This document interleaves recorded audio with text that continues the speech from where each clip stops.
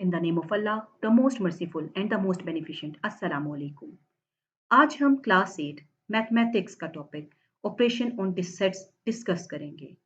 Operation on sets को discuss करने से पहले कुछ कॉन्सेप्ट्स का और कुछ डेफिनेशंस का हमारे माइंड में क्लियर होना बहुत ज़रूरी है। सबसे पहली definition which is actually the definition of the set. Set हमारे पास क्या होता है? सेट बेसिकली हमारे पास कलेक्शन होता है वेल डिफाइंड और डिस्टिंक्ट ऑब्जेक्ट्स का।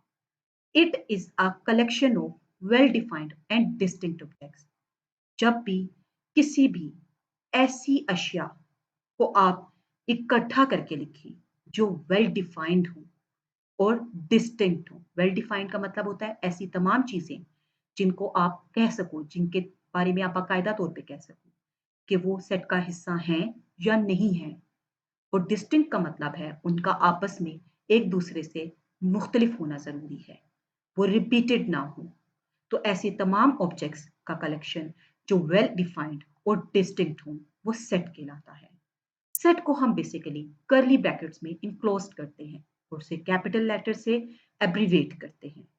लुक एट हियर, अगर मैंने कोई भी सेट लिखना है तो लेट्स सपोज मैं कोई भी एक सेट लिखती हूँ, सेट ए।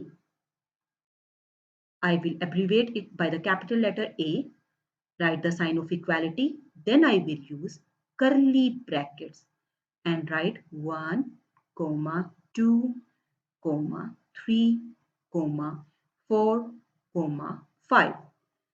Then curly brackets close. अब ये मेरे पास 1, 2, 3, 4, 5 बेसिकली किस चीज को रिप्रेजेंट करें? These are basically natural numbers. First 5 natural numbers which are enclosed in the curly brackets. अब इन नंबर्स के बारे में मैं कह सकती हूँ कि ये नेचुरल नंबर्स हैं। पहले फर्स्ट 5 नेचुरल नंबर्स हैं और आपस में डिस्टिंक्ट है। देखिए कोई भी रिपीट तो नहीं हो रहा, 1 आपको 2 दफा तो नहीं नजर आ रहा ना 2 टाइम्स नजर आ रहा है, ना 3 2 टाइम्स नजर आ रहा है, ना 4 ना 5। तो ये आपस में डिस्टिंक्ट में डिफरेंट है, वेल डिफाइंड, कि आप इनके बारे में कह सकते हैं कि ये इस सेट का हिस्सा है। 1 बिलोंग्स टू ए, क्या 1 इस ग्रुप सेट ए से बिलोंग करता है? जी करता है। 2 बिलोंग करता है? करता है।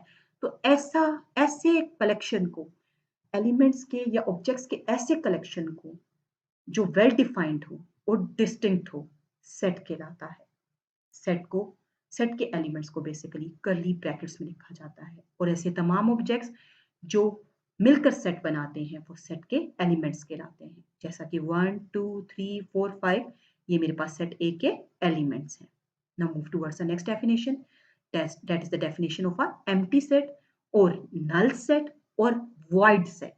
जैसा कि इसके नाम से जाहिर हो रहा है, एम्प्टी, एम्प्टी का मतलब क्या होता है? खाली। नल मीन्स खाली और वॉइड सेट मीन्स भी same. A set having no element, ऐसा सेट जिसमें कोई भी एलिमेंट ना हो वो एम्प्टी सेट कहलाता है। उसको आप 5 से या एम्प्टी सेट से डिनोट करते हो। फॉर एग्जाम्पल मैं आपको कहती हूँ you have to write the even numbers. आप वो इवन नंबर्स लिखें जो 2 और 4 के बिटवीन लाई करते हैं। तो आप 1 मिनट में के लिए सोच में पड़ जाएंगे कि क्या 2 और 4 के बीच में कोई इवन नंबर आता है? इवन नंबर होते क्या है? वो नंबर जो 2 पे डिविजिबल होते हैं। तो क्या 2 और 4 के बीच में कोई इवन नंबर आता है? नो। तो आप मुझे लिख के देंगे B is equals to empty set, क्योंकि इस सेट में कोई एलिमेंट नहीं आ रहा। क्यों? क्योंकि 2 और 4 के बीच में तो कोई एलिमेंट आता ही नहीं है। तो इसलिए हम कह सकते हैं B is an empty set because it contains no element. तो ऐसा कोई भी सेट जिसमें कोई एलिमेंट ना हो, कोई भी एलिमेंट ना हो, वो आपके पास एम्प्टी सेट कहलाता है।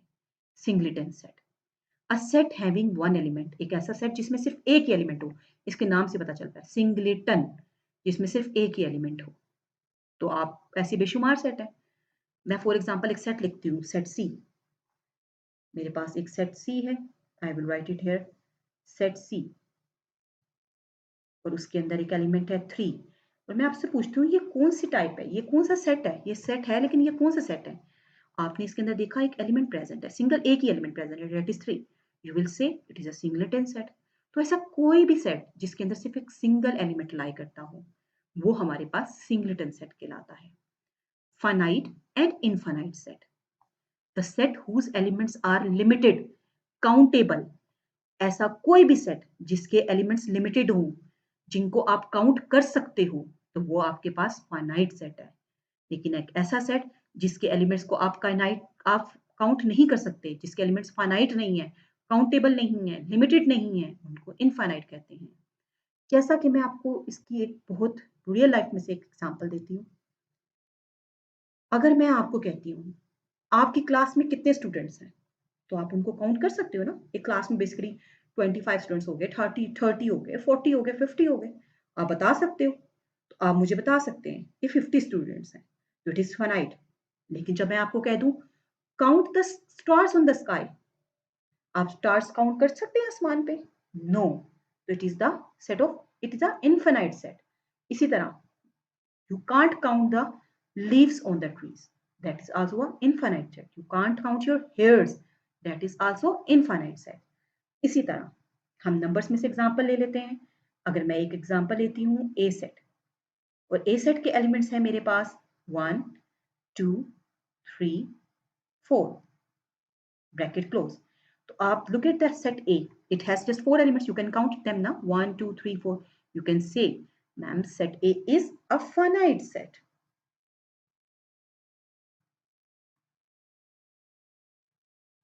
But when you come towards set B, और सेट बी के एलिमेंट्स अगर मैं लिख देती हूँ 1 2 3 comma up to so on and bracket close, it's mean up to so on means I have not bounded that set, मैंने इसको limited नहीं किया, मैंने कहा it is not limited, that's how you can say your set B is infinite set.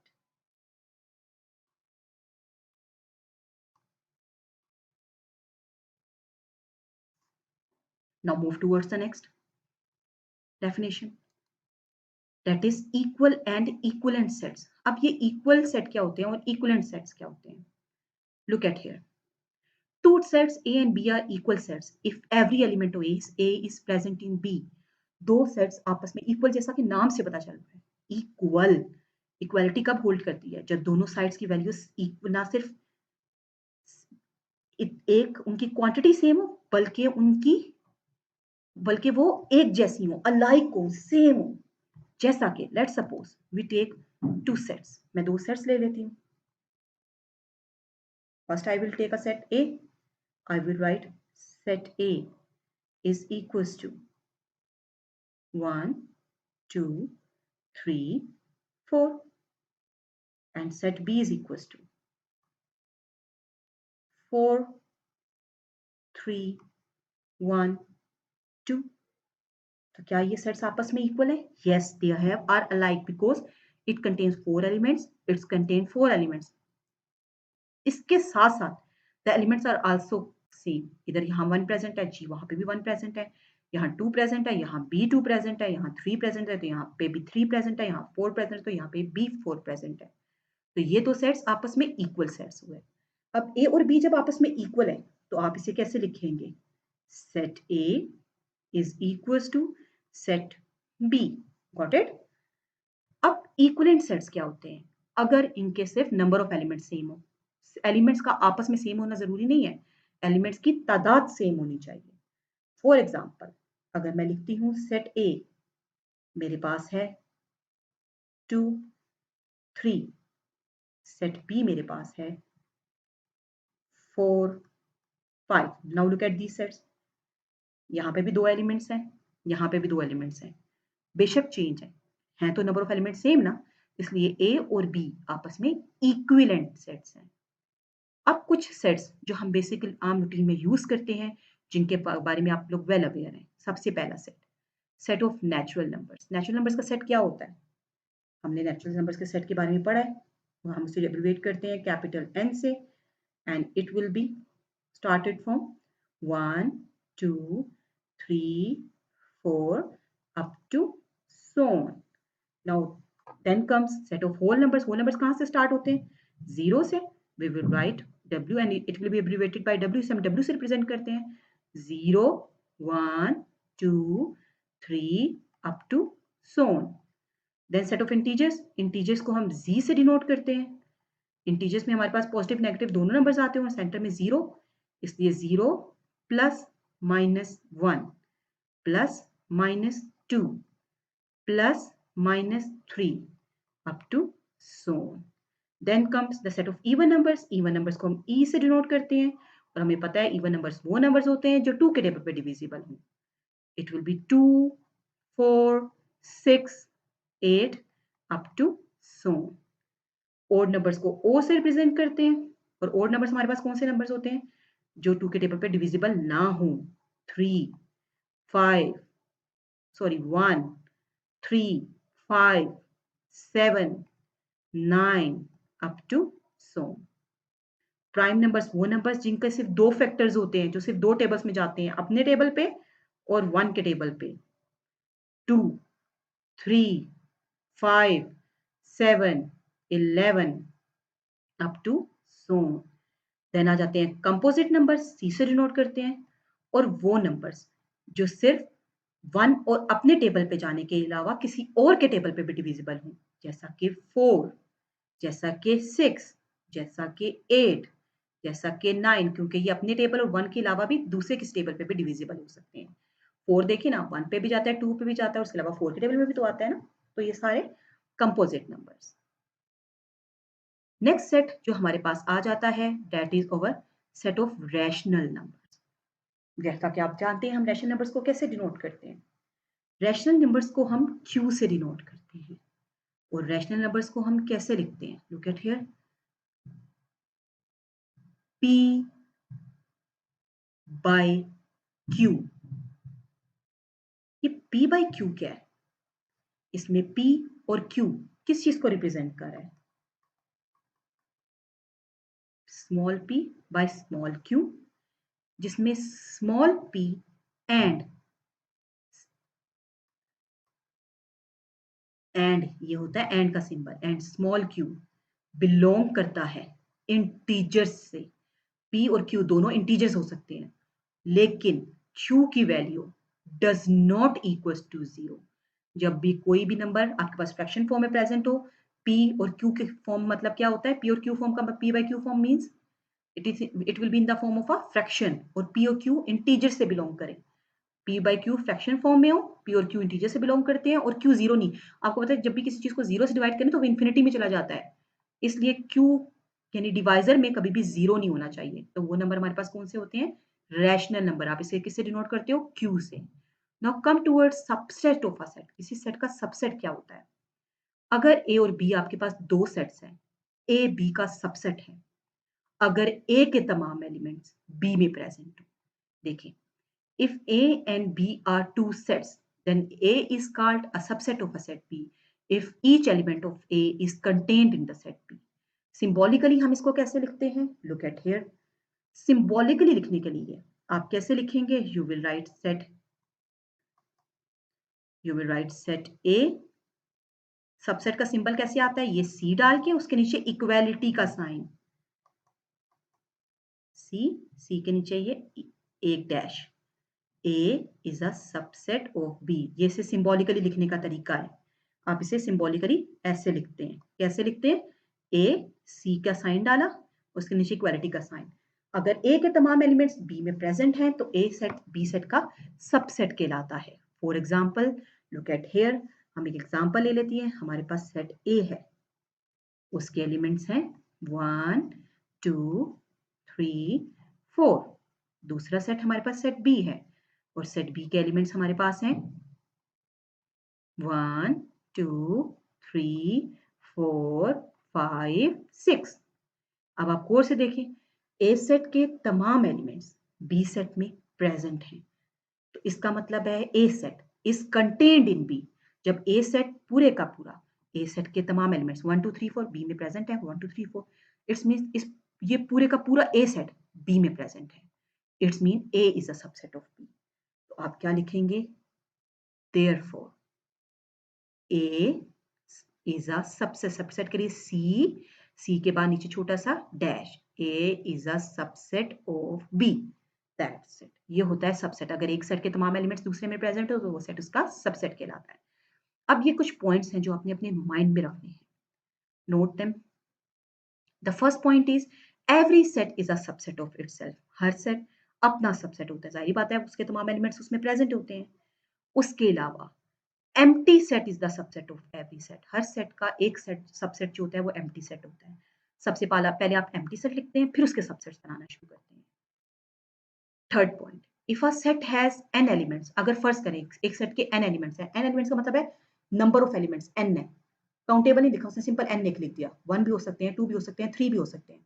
तो आप उसके number of subsets कैसे फाइंड करोगे? 2 की पावर n करके, यानी 2 की पावर में उसके नंबर ऑफ एलिमेंट्स लिखोगे तो जो आंसर आएगा आपके पास टोटल सबसेट्स उतने ही बनेंगे। बात समझ आई? नहीं आई तो अभी आ जाएगी क्वेश्चंस करने के बाद। Now look at the exercise. Exercise क्या है इसकी, इसी को फर्दर समझने के लिए कुछ क्वेश्चंस मैंने यहाँ पे लिखे हैं, जिसके जरिए आपको ये कॉन्सेप्ट ज्यादा क्लियर हो जाएगा। Find all the possible subsets of the following set. इन तमाम सेट्स के पॉसिबल सबसेट्स हमने लिखने हैं। कैसे लिखेंगे? सबसे पहला काम, आपने सेट के नंबर ऑफ एलिमेंट्स को काउंट करना है। इस ए सेट के कितने एलिमेंट्स हैं? 1 2 3। तो आप सबसे पहले लिखोगे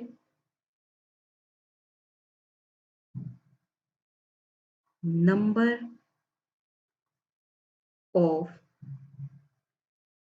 एलिमेंट्स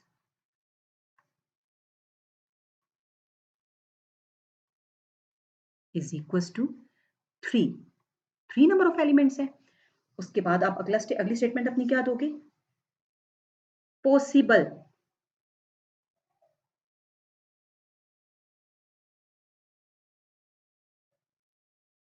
सबसेट्स।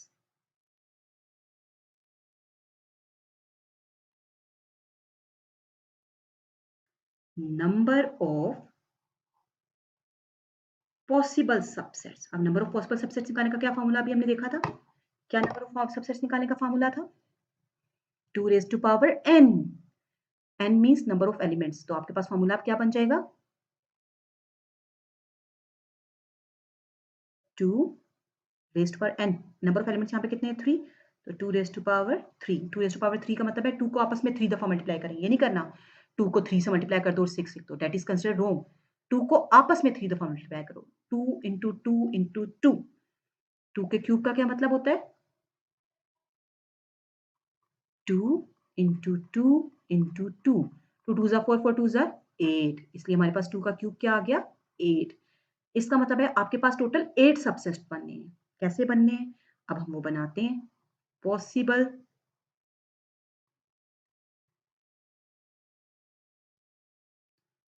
सबसेट्स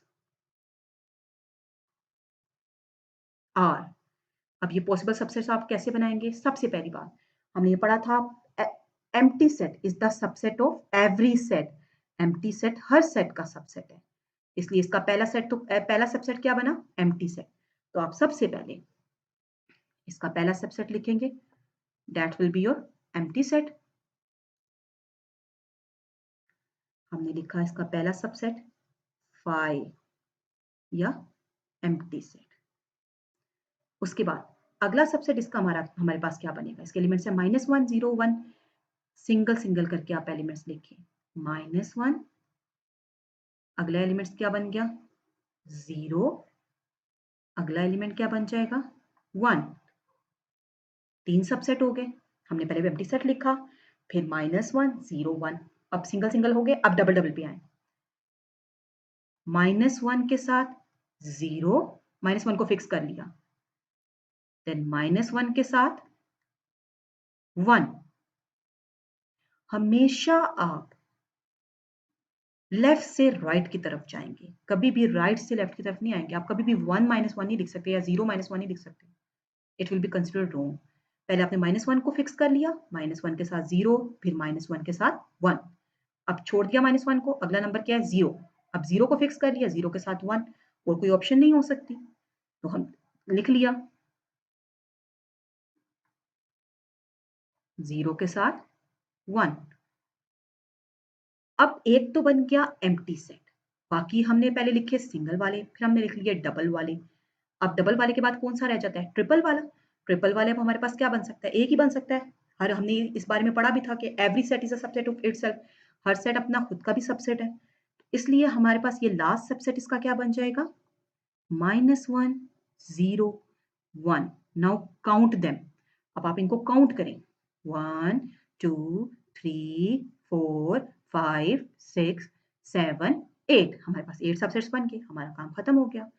सबसे पहला काम नंबर ऑफ एलिमेंट्स लिखो, फिर नंबर ऑफ पॉसिबल सबसेट्स निकालो, फिर पॉसिबल सबसेट्स निकालें। पहले तो एम्प्टी सेट, फिर सिंगल सिंगल करके, फिर डबल करके, फिर ट्रिपल वाले।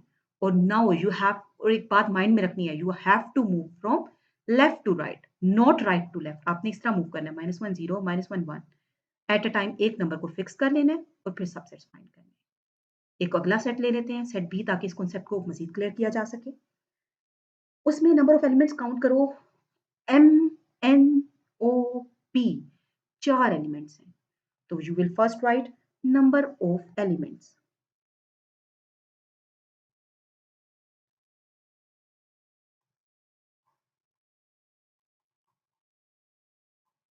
कितने नंबर ऑफ एलिमेंट्स हैं हमारे पास? 4, वी विल राइट 4। उसके बाद हम क्या चीज लिखेंगे? Number of possible subsets.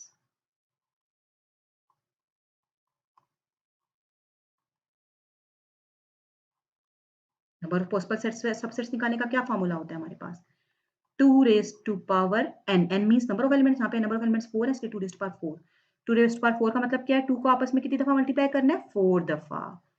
2 into 2 into 2 into 2, 2 2s are 4, 2 into 2 4, 4 into 2 8, 8 into 2 16। ये काम हरगिज नहीं करना, 2 4s are 8। 2 raised to power 4 means आपस में 2 को आपस में 4 times मल्टीप्लाई करेंगे आप। It will be 16, you will write it here 16। अब वो 16 सबसेट्स आपने बनाने हैं। You will write possible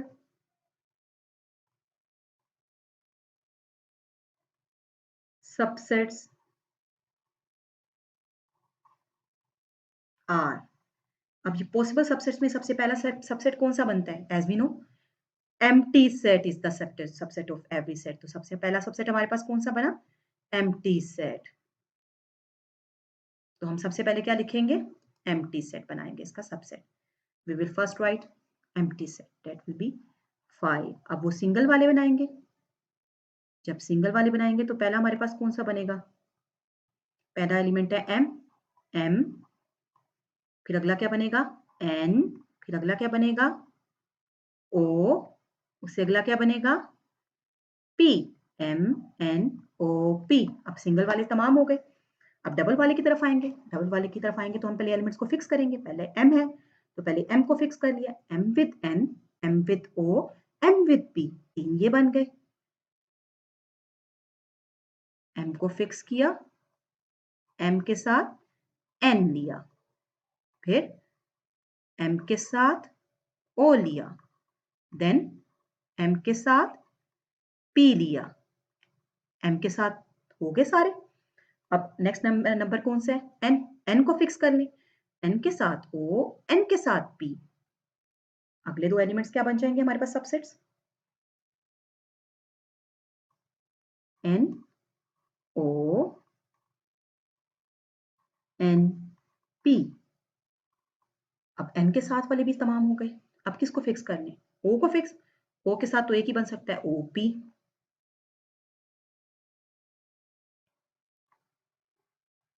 अब डबल वाले तो तमाम खत्म हो गए। अब किसकी तरफ मूव करेंगे? Yes, triple. ट्रिपल बनाएंगे तो m और n को, पहले हम जब डबल बना रहे थे तो एक डिजिट को फिक्स किया था। ट्रिपल बनाएंगे तो डबल को फिक्स करेंगे। ठीक है, यानी एक कम को फिक्स करते हैं। अगर 3 बनाने हैं, 3 एलिमेंट्स का बनाना है तो 2 को फिक्स कर लेते हैं। अब m और n को फिक्स करोगे तो क्या लोगे? mn के साथ o, mn के साथ p। तो हमने क्या ले लिया? m n o, then m n p। अब m को n को फिक्स कर चुकी है, mn के साथ o और mn के साथ p। अब बीच में से n स्किप कर लें, m और o को फिक्स कर लें, m o p। बीच में से n स्किप कर दिया ना, क्योंकि mn के साथ o और mn के साथ p भी तो हो चुके हैं। अब n बीच में से अगर हम स्किप कर देते हैं, m के साथ o और फिर p, m o p।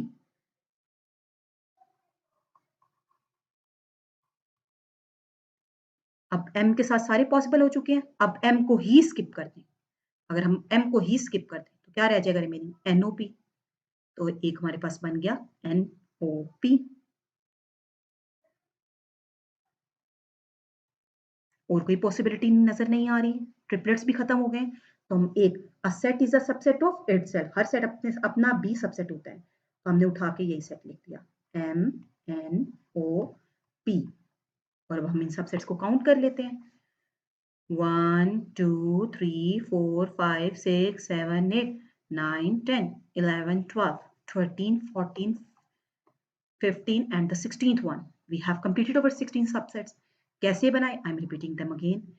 empty set लिया, उसके बाद M, फिर N, फिर O, फिर P, सिंगल वाले खत्म हो गए, फिर अब डबल की तरफ आ गए, MN, MO, MP, फिर अब N को फिक्स कर दिया, पहले M को फिर MN को फिर M को फिक्स किया था, MN, MO, MP, अब N को फिक्स कर दिया, NO, NP। आपने देखा है मैं राइट की तरफ जा रही हूँ, मैं NM नहीं जा रही, मैं लेफ्ट साइड की तरफ नहीं लेकर जा रही, फॉरवर्ड मूव करना है मैंने राइट साइड की तरफ, NO, NP, फिर मेरे पास क्या डबल रह गया, OP। अब डबल सारे हो गए, अब ट्रिपलेट्स पे आऊंगी, जब ट्रिपलेट्स पे आऊंगी तो दो नंबर को फिक्स करना पड़ेगा, MN के साथ O, MN के साथ P, फिर N को बीच में से स्किप कर दूं अगर, MOP, फिर M को ही छोड़ दूं, मैं M को स्किप कर दूं, NOP। अब ट्रिपलेट सारे हो गए, फिर अब एक हर सेट अपना सबसेट खुद भी होता है, तो इसलिए MNOP लिख दिया।